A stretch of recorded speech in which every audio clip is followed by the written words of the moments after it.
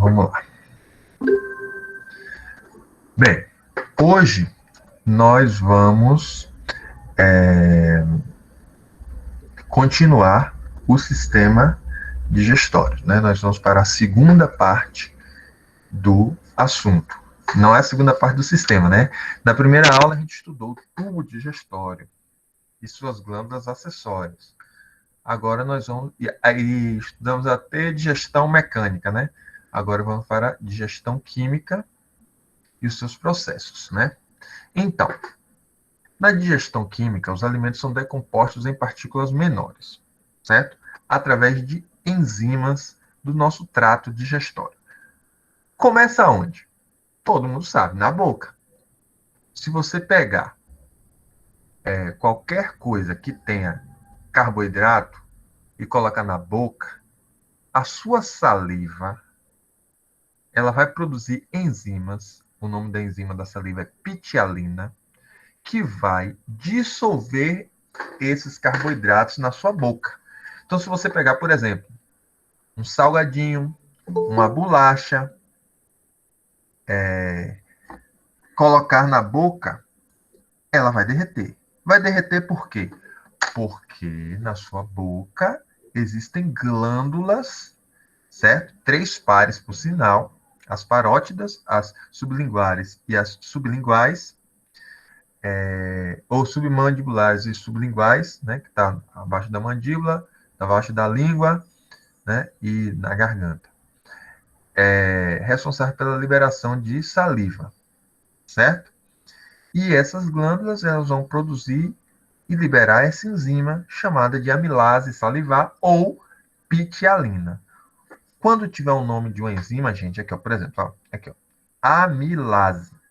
Esse ase quer dizer quebra. Esse ame quer dizer amido. Então, quebra amido.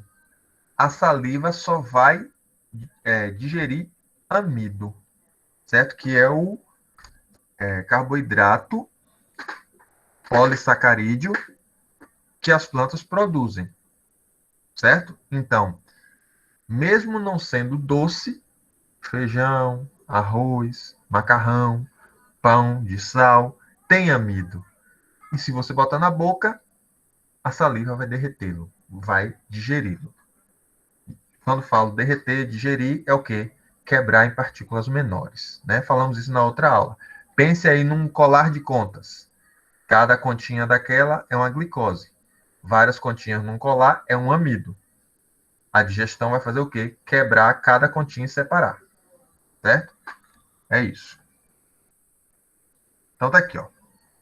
A glândula parótida, que fica aqui no fundo, né, na garganta já. A glândula sublingual, que fica na língua, certo? Embaixo dela. E a submandibular, que fica embaixo da mandíbula. São os 3 pares, porque tem dos 2 lados, né? De glândulas que produzem a salivação, certo?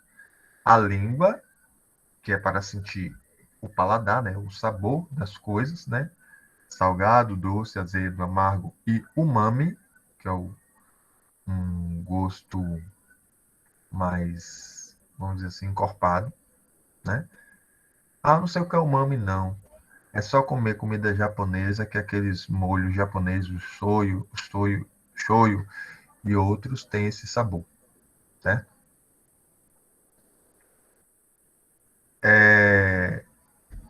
Então, ao se dirigir ao estômago, porque você bota na boca, engole. Então, da boca até o estômago, não tem nenhuma ação enzimática nem química.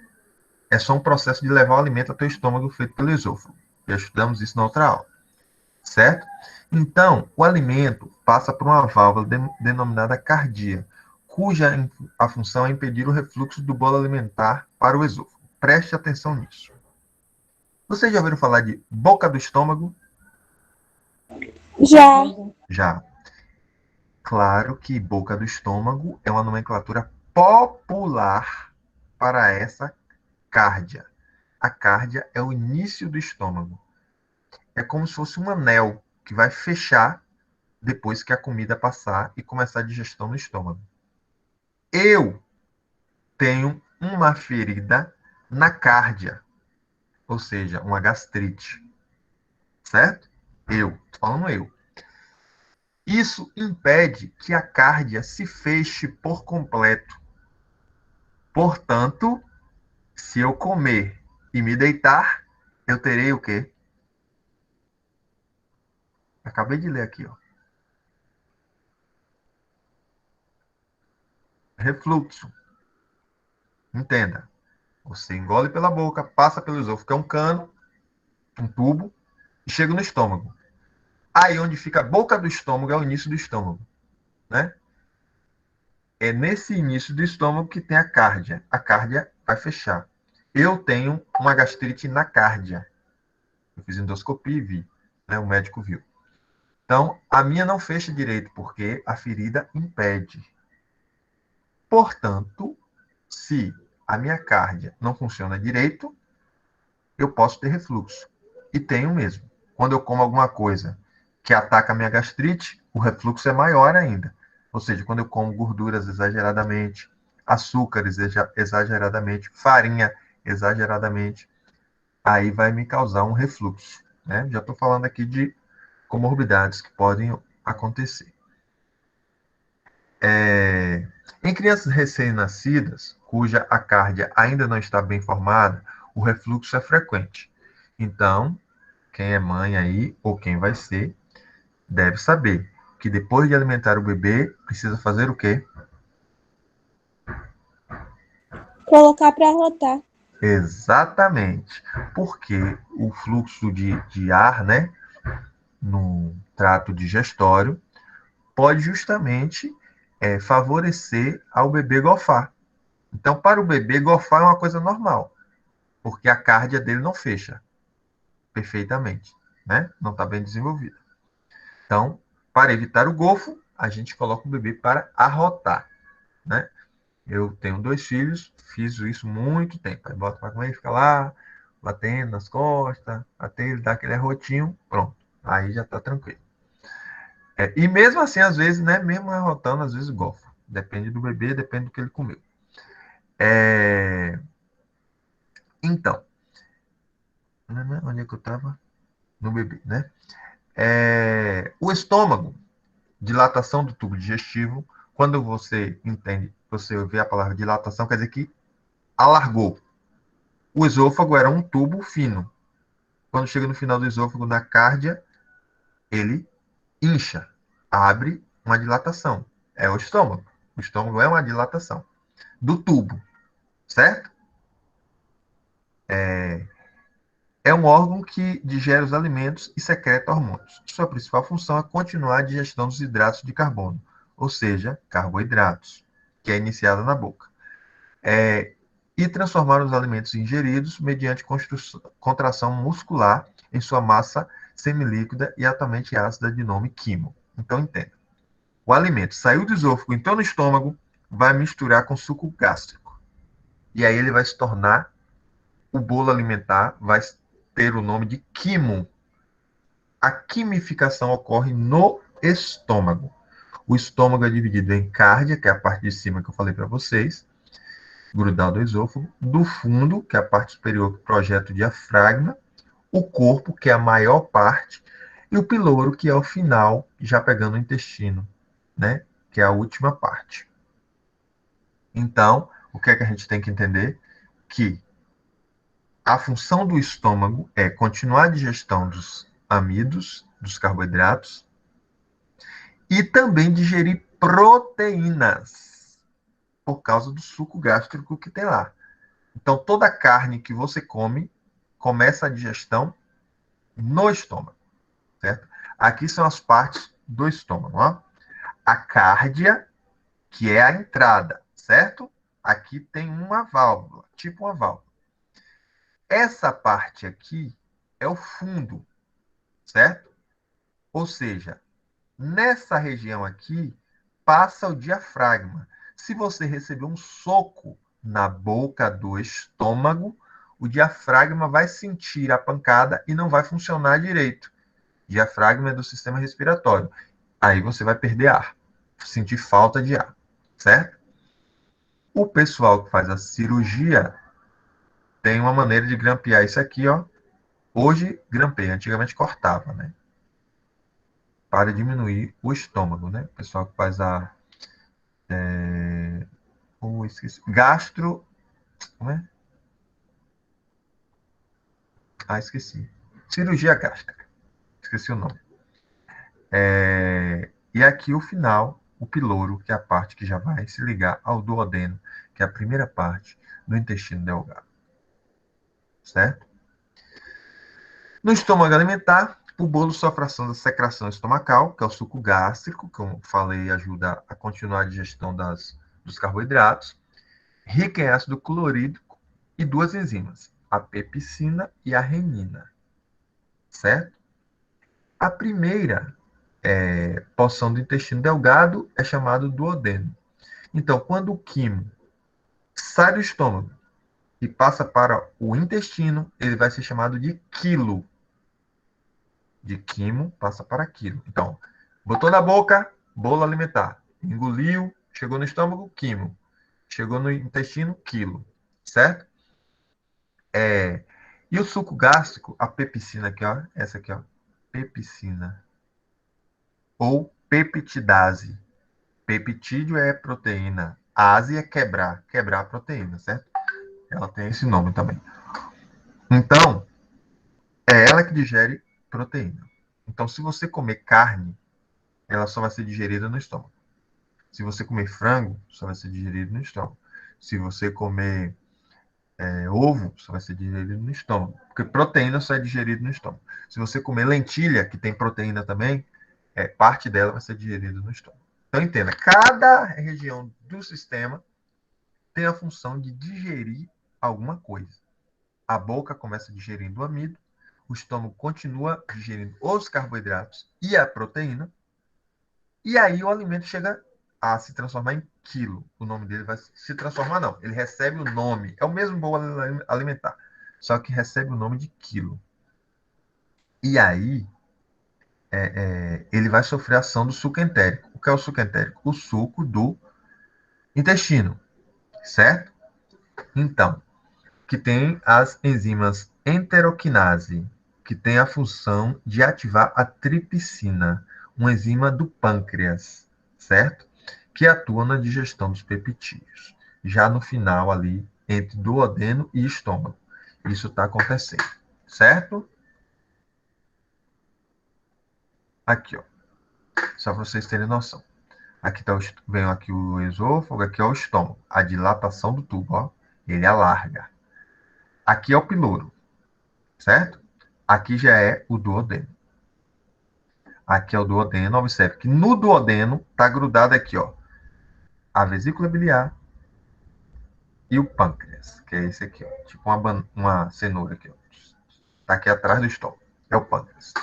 E aqui a vesícula biliar grudada no fígado. Quem produz a bile é o fígado, joga para a vesícula biliar, e a vesícula biliar é quem vai jogar no duodeno.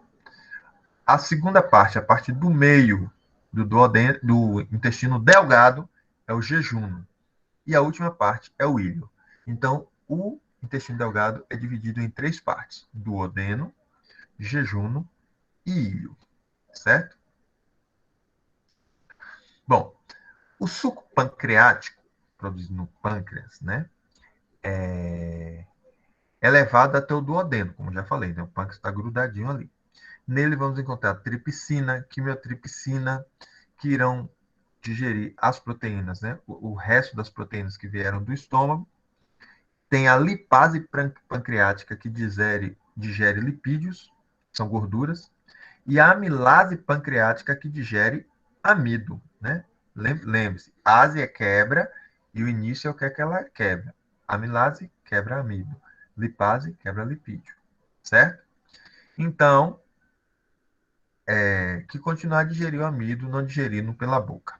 Então, como o carboidrato é o que a gente mais precisa, né, por causa da glicose, ela é digerida na boca, no estômago e no intestino, nos três lugares, certo? Mas na boca só é o carboidrato. No estômago é carboidrato e proteína. No intestino é proteína, carboidrato e lipídios, que são as gorduras. Então, pense o seguinte. Quando você vai lavar prato, com certeza na sua casa, deve usar detergente. Para que serve o detergente? Tirar a gordura. Perfeito. No nosso sistema digestório, quem faz a função de quebrar a gordura é a bile. A bile é um suco verde, né? Vocês já devem ter ouvido falar que a bile tem essa coisa esverdeada. É produzida pelo fígado, fica armazenada na vesícula biliar, certo? O fígado que produz. Armazena na vesícula e toda vez que a gente come, a bile é jogada dentro do duodeno para digerir as gorduras, certo? A bile não é uma enzima. Ela vai fazer como detergente. Ela vai se misturar com a gordura e os óleos para que o nosso intestino consiga quebrar essas gorduras em moléculas menores. Sem a ajuda da bile, a lipase não conseguiria agir. Lipase é a enzima liberada pelo intestino, pelo pâncreas, melhor dizendo. Certo? Lógico que a função do fígado não é apenas produzir a bile, certo? Ele também tem a função de limpar toxinas no sangue, né? Por exemplo, as pessoas que consomem muito bebida alcoólica, qual é o órgão que mais sofre com o exagero, o uso excessivo de bebida alcoólica? O fígado, né? A pessoa pode ter cirrose no fígado. Por quê? Porque o álcool vai degradando o fígado, ele vai ganhando cicatrizes, essas cicatrizes fazem com que aquela parte que está marcada não funcione, e aí o fígado vai perdendo função, né? Ele vai perdendo a função. Por quê? Porque a função dele é desintoxicar. Como o álcool é uma toxina para o corpo, o álcool vai para o fígado, certo? Ser desintoxicado lá. Lógico, ele passa pelo sangue e tal, tudo mais, mas chega no fígado, certo? Aqui, ó. Então, aqui vem a proteína, cai aqui, aí aqui começa a ação em cima dela. Quando ela chega nessa quebradinha aqui, ela termina de ser digerida pela tripsina e quimiotripsina, certo? E aí depois, no intestino delgado, que é o órgão responsável por absorver os nutrientes, vimos isso na outra aula, é que vão ser absorvidos os aminoácidos. Aminoácidos vêm de quem? Da proteína. As glicoses, que vêm de quem? Dos carboidratos. Os ácidos graxos e gliceróis, que vêm de quem? Dos lipídios. Então, tudo é absorvido pelo intestino delgado, certo? É isso que acontece. Então, o quilo, que é o alimento que está no intestino delgado, certo? Vai passar pelas microvilosidades do intestino. Pense assim: o intestino não é um tubo? É um tubo. Ele não tem que absorver nutrientes? Sim. Então pense assim: se cair uma água no chão da sua casa, você tem um pedaço de lençol e um pedaço de cobertor. Qual dos dois você acha que vai absorver mais água? Cobertor. Cobertor, porque tem vários pelinhos. Assim é o nosso intestino delgado. Ele tem várias microvelocidades, como se fossem pelinhos, para que ele possa sugar mais, ou seja, absorver mais nutrientes, certo? Então, é isso. O que a gente não absorve vai para o intestino grosso. Só que vocês têm que ter a seguinte noção: fezes não é o que não presta da nossa digestão. Fezes é o que a gente não digeriu, ou os restos da digestão. Então, vamos dizer assim, não é o lixo do corpo. Por sinal, não as fezes humanas, mas fezes de outros animais são usadas como adubo, porque ainda tem nutrientes, certo? Então, não diga que as nossas fezes, vamos dizer assim, o que não presta a gente joga lá nas fezes, o corpo joga. Não, não é isso. Por exemplo, se você comer um grão de milho e não mastigar, ele vai sair inteiro nas fezes. Então, as fezes não é o que não presta do corpo. Entendam isso, viu? Aí, chegando lá, no intestino grosso, já o bolo fecal, aí o intestino grosso vai absorver a água e os sais minerais. para o corpo, devolver para o corpo, certo? Então, quando essa água ela não é absorvida, a água fica nas fezes, você tem o que nós chamamos de desinteria, diarreia, certo? Que pode ser causada por bactérias, por fungos, por vírus, por vários tipos de doenças de agentes infecciosos causam a diarreia. Né? Por exemplo, vamos supor que você comeu uma salada de maionese estragada, vencida, vencida não, azeda. Se ela está azeda, é porque está cheia de bactérias. Porque uma das indicativos, né, de que está acontecendo alguma ação química ali é o cheiro. Cheiro, temperatura e luz. São as três características da reação química. No caso dos alimentos, é só o cheiro, né? Você sente pelo cheiro que está estragado ou não. No caso da maionese, ela estiver azeda, é que ela está cheia de bactérias. Essas bactérias não são as bactérias que nós temos no intestino. Então, elas não vão se dar bem com as bactérias que estão lá e vão atrapalhar, por sinal, o trabalho do intestino. E aí, o intestino grosso não vai conseguir absorver a água e você vai ficar com desinteria. Funciona assim, né? E o processo de eliminação, né, de evacuação, é a defecação. Então, tá aqui, ó, o estômago, aí vem o intestino delgado. Observe que o intestino delgado, ele se liga aqui ao intestino grosso, que tem três partes. O cólon ascendente, porque ele começa aqui, ó, do lado direito, certo? Sobe, cruza para o outro lado, que é o cólon transverso, e desce, cólon descendente. Aí tem a curva sigmoide, para depois vir um reto e o ânus, certo? O reto é o lugar onde se deposita as fezes. Elas ficam ali, se acumulando para formar, né, o cocô, para depois se eliminar pelo ânus. Essa parte aqui do intestino grosso é chamada de apêndice vermiforme. Ela não tem função nenhuma em nosso corpo. Mas se algumas bactérias entrarem aqui e causarem uma inflamação, né, que é a apendicite, aí você vai sentir dores na perna, ao cruzar as pernas, ao apertar a barriga e soltar, sua barriga vai doer bastante. E essa inflamação, esse apêndice vermiforme pode estourar. Estourando vai causar infecção generalizada, matando a pessoa. Então, quem tem apendicite tem que correr logo para fazer a cirurgia e retirar o apêndice. Certo? Vocês conhecem alguém que já fez cirurgia de apêndice? Meu tio, Pois é. Amaral. Se demorar, pode levar à morte. Certo? Então, dos indicativos é isso. É dor na perna, né? A pessoa com apendicite não consegue nem pisar direito com a perna direita, que é o lado do apêndice. É o lado direito, viu? Virilha direita é o lado do apêndice. Não é na virilha, né? Estou dizendo que é naquela altura ali, acima da virilha. Aqui o que eu estou falando de microvilosidade do intestino, né? O intestino tem vários pelinhos. Esses pelinhos são microvilosidades, cheios de capilares que vão absorver os nutrientes, né, da alimentação e jogar na corrente sanguínea, certo? Para ser distribuído por toda a célula. Bom, aí já sabemos do tubo, dos processos de digestão mecânica e química, e aí vem a alimentação, né? A alimentação, vocês como técnicos têm que entender de alimentação saudável, né? E de acordo com a OMS, que é a Organização Mundial de Saúde, uma alimentação saudável tem que conter água, né? 2 litros de água diariamente. Hoje em dia é tão simples fazer isso.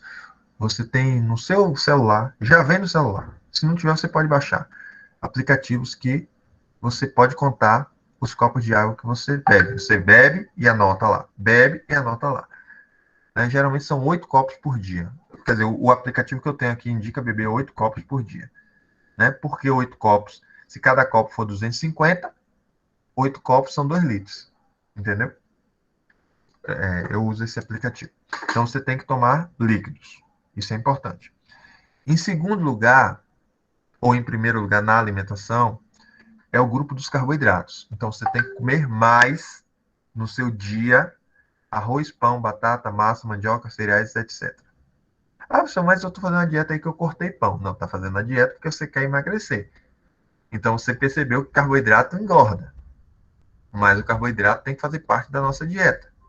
Se você pode não comer o pão, que tem uma caloria maior, e comer o arroz, por exemplo, né? No grupo 2 vem as vitaminas, né? Vitaminas e sais minerais, que é o grupo dos legumes.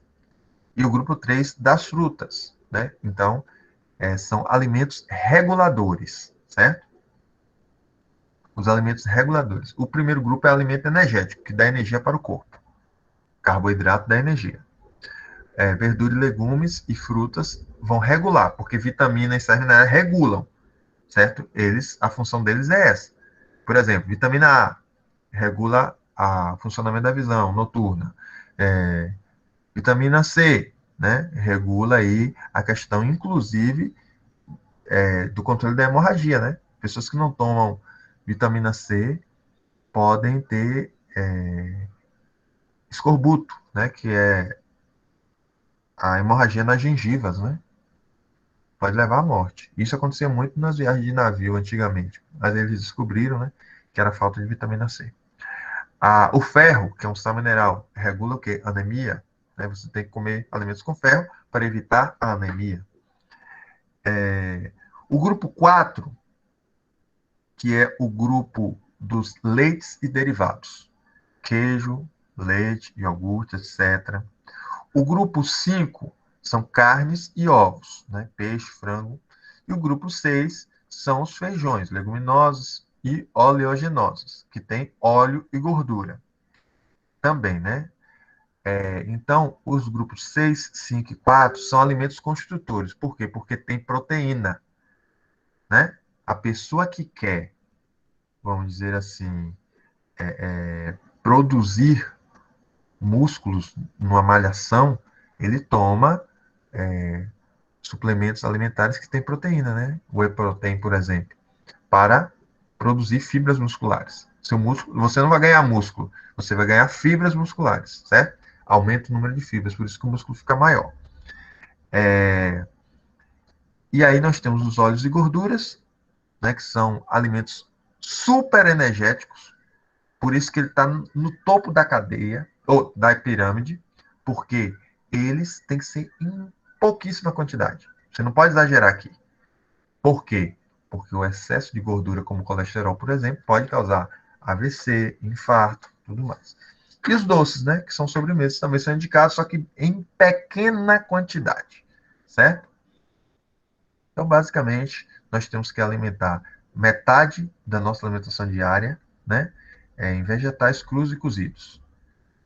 25% de carboidratos, né, é um quarto do que você come no dia. E o resto é proteína animal e vegetal, certo? Feijão e carne, para você comer bem, se alimentar bem diariamente, né? Quando do presencial, eu fazia uma atividade, né, para a gente fazer uma dieta, eu dava uma lista de calorias para vocês e tal, mas online fica meio complicado, porque eu tenho que estar lá com vocês explicando, lado a lado, como fazer, aí fica difícil fazer essa atividade. Mas era uma atividade legal, você fazer um cardápio do dia todo, ia saber quantas calorias você ia comer e tal, né? Mas, volto a dizer, qualquer aplicativo de saúde, hoje em dia do celular, você pode colocar os alimentos lá e eles vão dizer quanto você está comendo de calorias. Né? Se você come mais calorias do que gasta, você engorda. Se você gasta mais calorias do que come, você emagrece.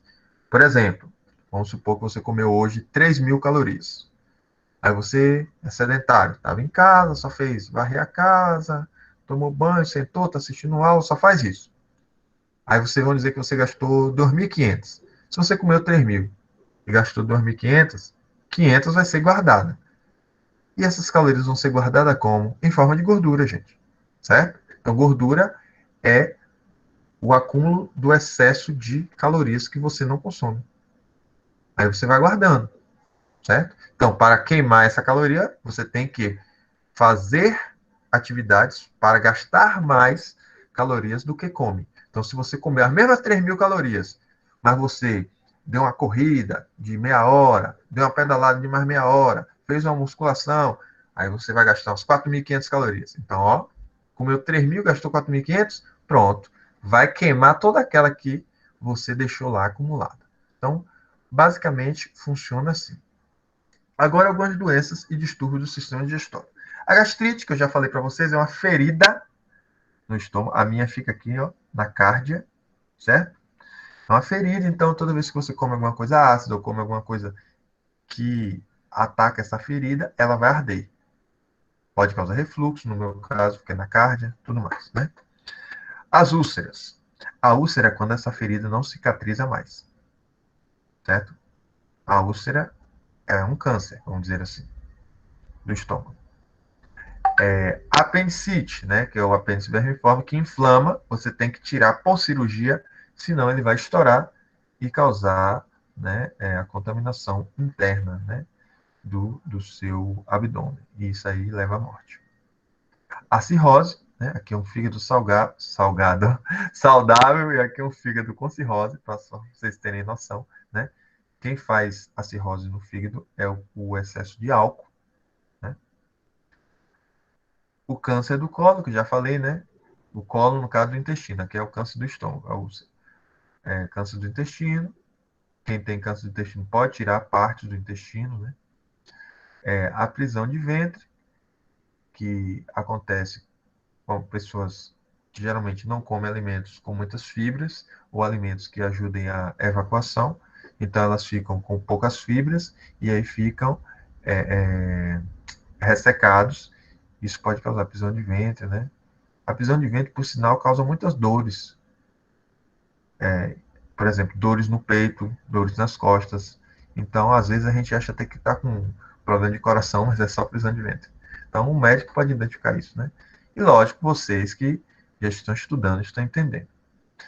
Diarreia, que eu falei, né? Que é o intestino grosso não conseguiu absorver os líquidos, então vai produzir as fezes com líquidos, diarreia. E hemorroida, que é a dilatação, né?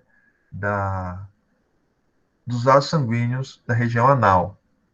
Seria uma varize no ânus, a hemorroida, certo? É mais ou menos isso.